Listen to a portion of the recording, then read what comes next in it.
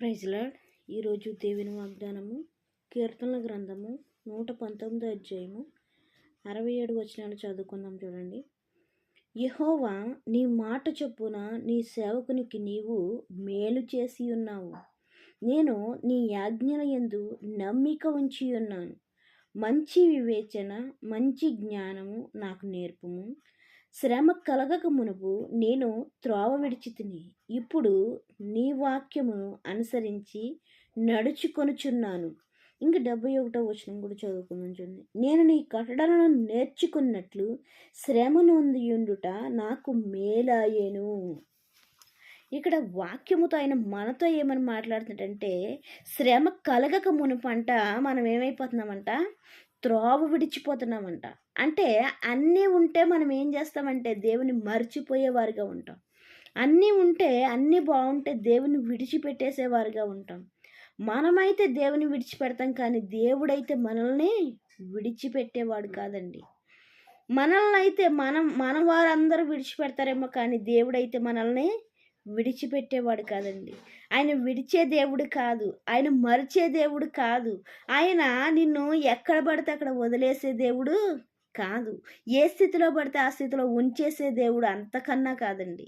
ఎందుకంటే ఆ యొక్క శ్రమ స్థితిలో నుంచి నిన్ను లేవనెత్తగలిగిన దేవుడు.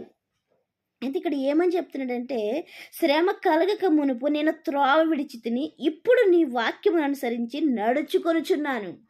ఎప్పుడైతే నువ్వు శ్రమలో ఉన్నప్పుడు దేవుని విడిచిపెట్టేస్తున్నావో, అప్పుడు దేవుని యొక్క మందిరానికి వెళ్ళినప్పుడు దేవుడు వాక్యముతో నీతో మాట్లాడినప్పుడు అనుకుంటున్నావు నువ్వు అప్పుడు ఏంటంట, నేను పొరపాటు చేశాను దేవుణ్ణి వదిలేసి, నేను దేవుని మర్చిపోయి తప్పు చేశాను అని నువ్వు ఆ వాక్యం విన్న తర్వాత ఏం చేస్తున్నావంట, సరి చేసుకునేదానిగా ఉన్నావంట, సరి చేసుకునే వాడిగా ఉన్నావంట. ఇక్కడ చూడండి, ఇప్పుడు నీ వాక్యమును అనుసరించి నడుచుకొనుచున్నాను అంటున్నాడు.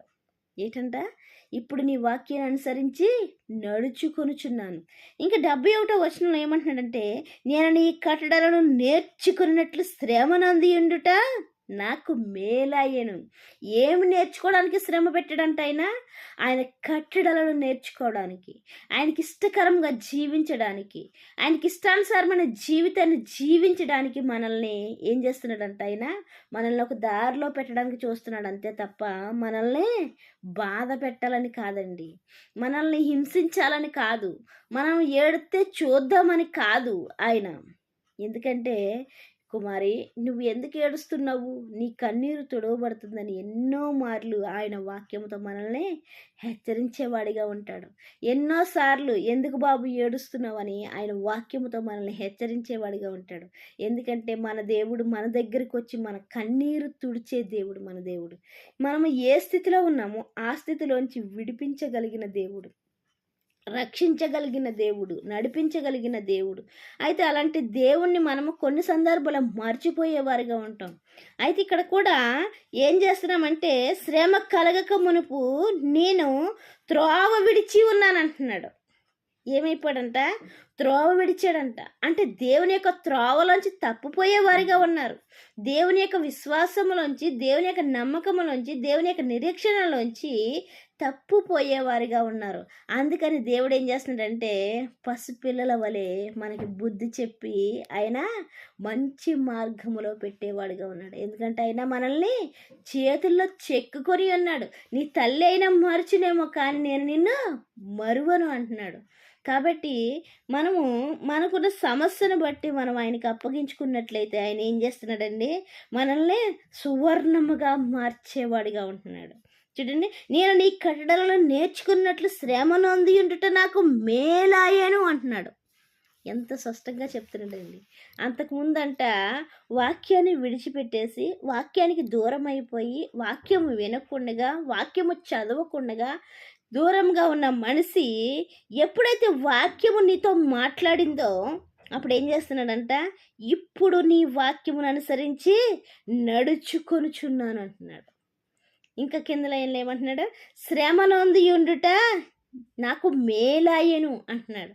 ఎందుకు శ్రమ కలుగుతుందంట, నీ కట్టడలను నేను నేర్చుకొనినట్లు అంటున్నాడు. ఆయన నేర్పించడానికి సిద్ధంగా ఉన్నాడండి.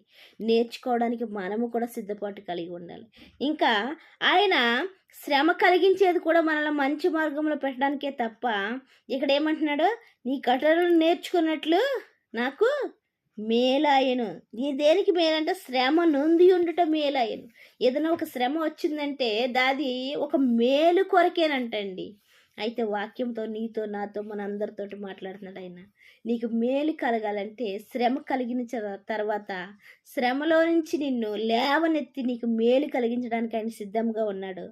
ఆయన ఇచ్చి మేలులు పొందుకోవాలంటే ఆయన వాక్యానుసారంగా జీవించేవారిగా ఉండాలని ఆయన వాక్యంతో హెచ్చరించేవాడిగా ఉన్నాడు. ఆయన వాక్యానుసారంగా జీవించి మనము ఆయన ఇచ్చి మేలులు పొందుకునేవారుగా ఉందాం. దేవుడిచ్చి పరిశుద్ధ వాక్యం దీవించిన గాక. వాక్య పరిచర్యలో మీ సహోదరి. ఆమెన్.